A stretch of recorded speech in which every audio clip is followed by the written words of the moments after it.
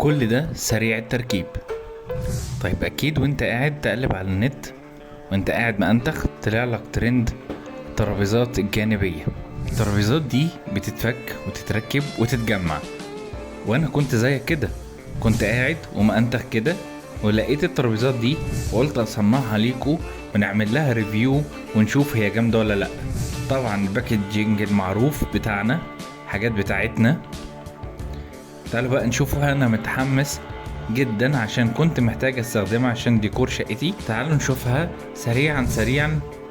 بس كده، ده شكل الترابيزة بس متفككة لاربع اجزاء، وانت بتقعد تلعب ميكانو مع نفسك. ونجرب اول حاجة القرصة، ودي اللي بنجمع عليها، وهي جامدة جدا وتقيلة وفيها طبقة HBL عشان تبقى سهلة التنظيف، وفيها مجموعة التجميع اللي بنجمع عليها الرجول.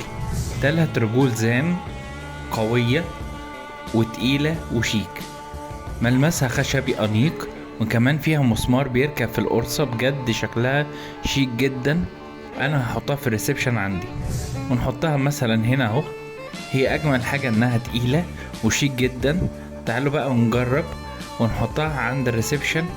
بأمانة شكلها شيك وعملية جدا. كمان ممكن نحط الاتنين جنب بعض، والافضل كمان لو حطينا 3.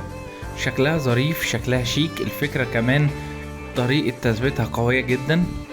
بس كده، فلو انت بتدور على ترابيزة جانبية او ترابيزة ركن عملية وجميلة وشيك وتنفع معاك في اي مكان في الشقة وتقدر تتحكم فيها وتشكل فيها بشكل سهل، فالترابيزة دي هتبقى الحل القوي ليك. بس كده، تقدر تقولي في الكومنتات لو عجبتك الترابيزة.